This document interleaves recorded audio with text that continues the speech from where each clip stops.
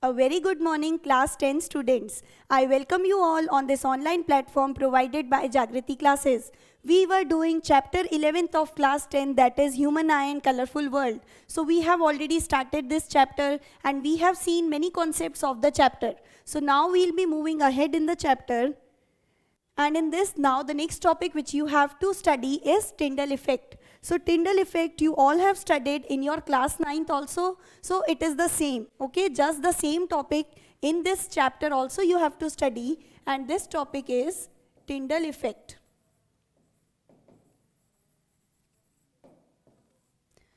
So now talking about Tyndall effect, what do you mean by this topic or this term? So Tyndall effect is a phenomenon in which when light enters from a very small aperture or very small hole, consider you are in a dark room and there is no kind of ventilation, okay, no kind of light is being entered, it is a very darker room. And when you have the entry of the sunlight from a very small hole or from a very small window, then what would happen? That sunlight, it would scatter away. And this scattering is due to the particles of dust and smoke which would be present in the air of that room. So if these particles of dust, they scatter the sunlight, which is they diverge or spread the sunlight into each corner of the room, and then the room gets lighted up. So this effect is known as Tyndall effect, that is the effect of scattering of light. And the same you can observe when the sun rays, it enters in a very dense forest. So these sun rays entering from a very smaller point in a dense forest, in turn they get scattered away. And this scattering is due to the presence of the dust and smoke particles in the air around the soil or in the environment. So we'll write the definition of Tyndall effect. Tyndall effect, it is the effect which shows the scattering of light, okay, scattering of light. And to write it appropriately, we can have that when a light ray passes through, very small aperture, when the light ray passes through a very small aperture, then it gets scattered, or you can say it gets spread out. It gets scattered or it spreads through the particles of, and what particles? Particles of air, and with the molecules of air, the dust particles which are present in the air, these are responsible for the scattering effect of light. So it gets scattered by the particles of air and dust. And this scattering of light, it is called Tyndall effect. This scattering, let's write it completely now. This scattering of light is called as Tyndall effect. So this is Tyndall effect. I hope this is very easy, and in class 9th you have read this effect. When the light is passed through a colloid solution, then this light ray colloid, for example, when you pass a light ray from a milk, which is a colloid solution, then the light ray gets scattered, and this is known as Tyndall effect. So it is the same, okay. Now this Tyndall effect, or you can say scattering of light, we have to discuss some applications. So let's see, these are some of the important lines from your NCERT from the topic Tyndall effect. The color of the scattered light depends on, you have been given a diagram, okay, for Tyndall effect to show. The diagram carries a heading, that is, it is an experiment to show the scattering of light. So you can also read those, and it is, the important is, the color of the scattered light depends on the size of scattering particles. So as the size of scattering particles would increase, then they would scatter the light of longer or larger wavelength. See, I'll be explaining this now. I am saying that you have 7 colors in the rainbow pattern. So this is the rainbow pattern or the spectrum which we obtain upon when a white light disperses through a prism. So you obtain this pattern of colors, and this pattern of color is also called as a spectrum. So in this pattern of colors, you can say that violet has the least wavelength, and this red color, it has the largest wavelength. Now what do you understand by the term wavelength? So wavelength is when we describe that all these are what? These are light energy or the light rays. So these light rays, they have a wave-like nature, okay? The light rays which we are talking about, the light rays have a wave-like nature. Wave-like nature means these light rays, they travel in the form of wave. So if I define the portions of the wave, then this upper portion, this portion of the wave is known as crest, and the lower portion of the wave is known as trough. And one crest and one trough, this make one complete wave. Okay, so this is one complete wave which we have. The wave contains an upper portion which is named as crest and one lower portion which is named as trough. And one crest, one trough constitute one complete wave. So in this diagram, can you name how many waves I have drawn? Correct? See, the first wave, this would be the second, and this would be an half wave. So I have drawn 2.5 waves in this figure. Now we are talking about wavelength. What is wavelength? Wavelength is just the length of the wave.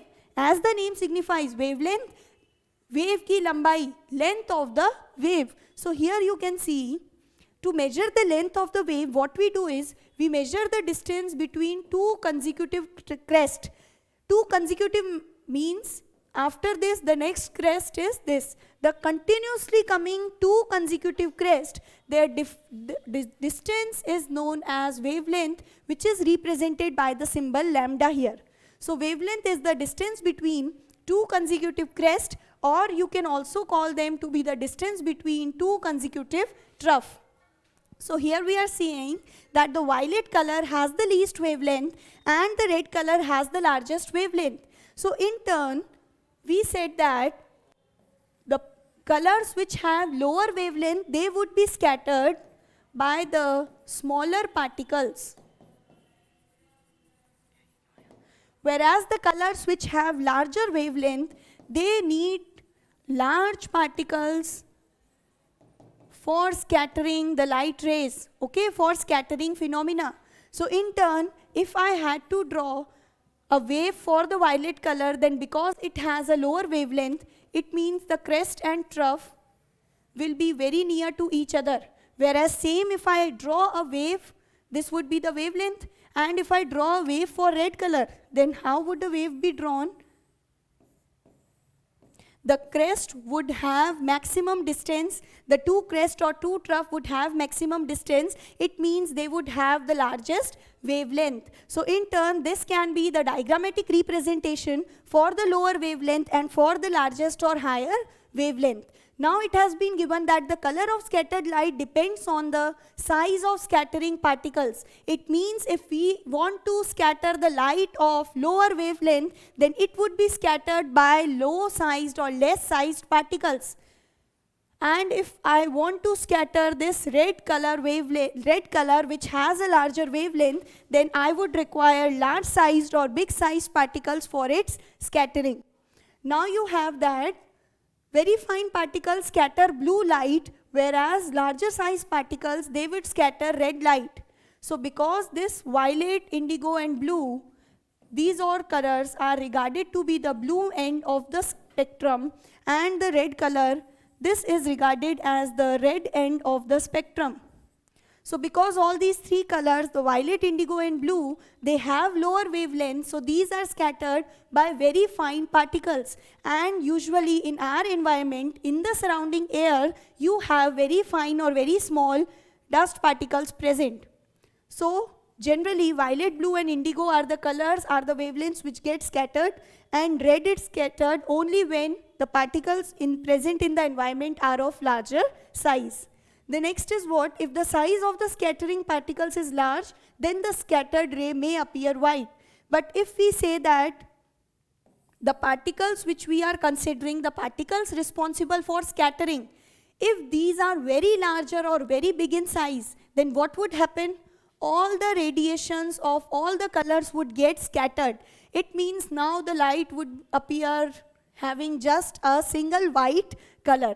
So this is the application of Tyndall effect, how you will be using Tyndall effect, which kind of radiations are scattered if you have different size of particles present in the environment. So now the next application, this I have already discussed. So this is a diagrammatic representation, and this provides a reason for the twinkling of stars. So this topic we discussed in our last video lecture, twinkling of stars, that is, some questions can be given. The first question which we discussed, that why the stars twinkle. Then we discussed that if stars twinkle, then why the planets do not twinkle. So I told you this is because of the size difference. The star is considered to be a point-sized object because it is present at a very far away distance from our planet Earth compared to the planets which are present near to Earth compared to the distance of stars. So why planets do not twinkle, this I have already told you. And the next question which can come from the topic is, why the apparent and actual position of star, why the apparent and the actual positions of the star is different. So this again we discussed this, all these reasons, they have the similar concept to be answered, that is due to atmospheric refraction.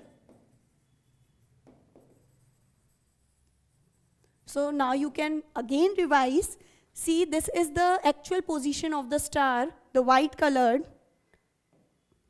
Then next is what? When the light ray, it comes from the star due to refraction, and as we know, atmosphere is a heterogeneous medium. That is, it has a larger density because of the presence of large number of particles, and the other side it has a lower density. And because the particles of atmosphere are continuously in random motion, then due to this what happens? The density is never fixed, and hence the light ray traveling from the star, that is your luminous object, it follows a zigzag path because it undergoes multiple refractions. And due to this, it enters the eyes of observers through a different path. And when you trace back this path, then you find the apparent position of the star to be different from the actual one. So the star appears to be at certain top distance or somewhat higher than its actual position. Then the reason behind all these concepts is because of atmospheric refraction. The next what we have to discuss is why the sun, it appears red in color during sunrise and sunset, while the sun appears white at the afternoon. So these are some of the questions we'll be discussing. The first one is, why sun appears red during sunrise and sunset. Then the next concept which we can discuss is why the color of the sun,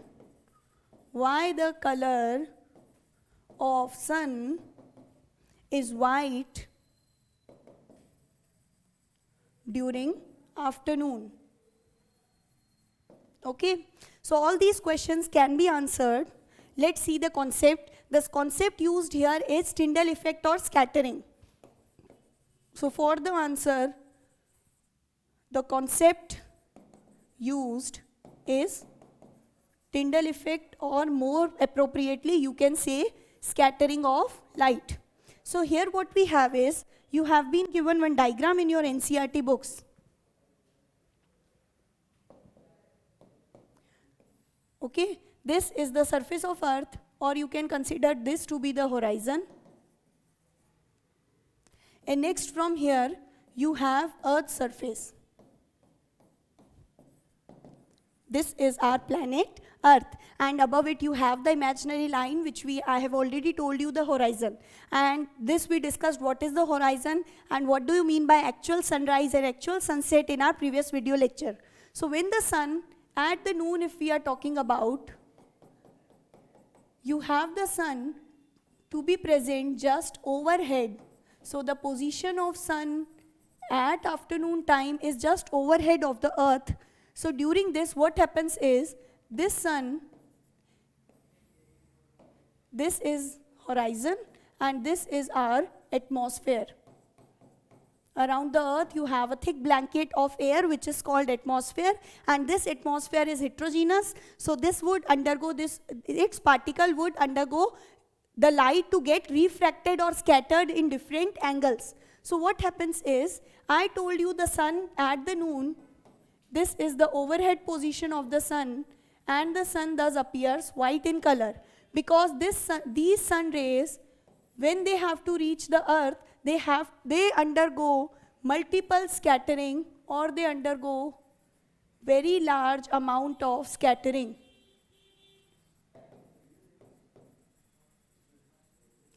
And due to which, because the light rays, they are undergoing very large amount of scattering, then as I told you, very large amount of scattering, and here they have very large size particles present in its path, present in the path of light rays. So what would happen is, when the particles of the light rays are scattered by very large size particles, then I told you when we were discussing the important lines, that these sun rays, they appear to be white in color, which means the sun itself appears to be whiter in color. Whereas in the morning, in the early sunrise or during sunset, sun is present at these two different positions, which I can mark as position A and position B. Position A is the position of sun during sunrise, and position B is the location where the sun is present during sunset. So what happens is, during sunrise and sunset, the sun has to cover a very larger distance to reach the earth. These sun rays, the sun is away from the earth compared to its afternoon position. So in this, all the light rays, because it has to travel such a large distance, then the light rays of shorter wavelength, they get scattered, and because all the light rays which are having shorter wavelength, which means violet, indigo, blue, green, yellow, okay, all these light rays, they get scattered away. So when these, if I draw it with different colors, then you have the scattering of violet rays, they get scattered because they are very smaller in wavelength. Then you can consider this as indigo. Then we again have the blue rays which are also getting scattered. And next you have green and the yellow rays. So green rays also, when they travel along from this position, then they get scattered, and at last some amount of the yellow rays also get scattered. So now this light, which is originally the white light coming from the sun, 5 of the components of the white light, they get scattered away, they get dispersed, and only the remaining 2 components, which is orange and red. So only the orange and the red light rays, because they have very larger wavelength, so they do not get scattered and they reach the eyes of observer which is present on the earth. And as such, these 2 light rays are reaching till the earth, then they provide a color combination of a deep red color to the observer. And hence we can say that because all the light rays which are having lower wavelength, they got scattered, and only 2 light rays are able to reach the eyes of observer. So the sun appears red during sunrise and sunset. But at any position, starting from the sunrise to the afternoon, the sun appears yellow. So what is the reason behind? Because during which only yellow rays, they reach the observer's eye who is present on the earth.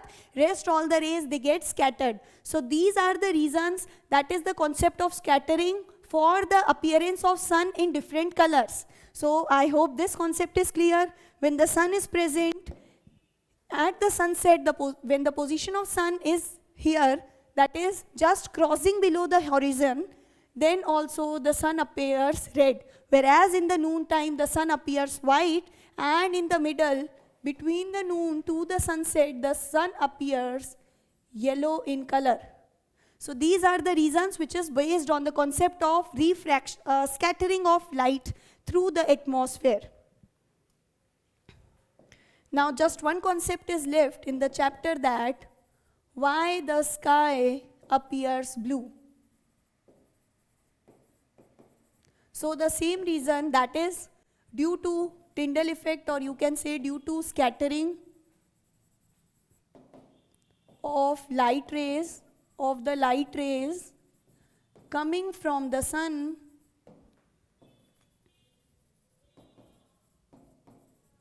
okay. So this I have written in short, that is the sky appears blue due to scattering. Now we can again do it with the example. Consider this is your sun here, okay, and the sun, it is giving out a white light. This is the sun, and it is giving off white light. The sun rays are white, and we know white light is made up of 7 constituent components. Now this white light, it is made up of the 7 constituent components. This is known as red end. It has the largest wavelength, and this is called as the blue end of Vibgyor series, and it has a very shorter wavelength. And hence we say that when the light rays, they come from the sun, because the air, here you have the air, and the air contains very smaller particles. So these are the small particles present in the air, which are responsible for scattering of light,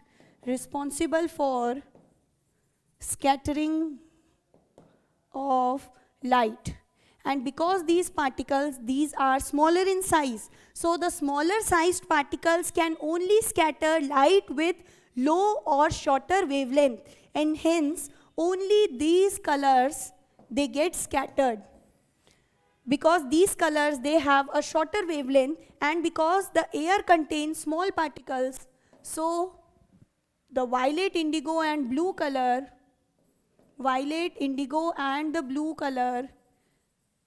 they get scattered.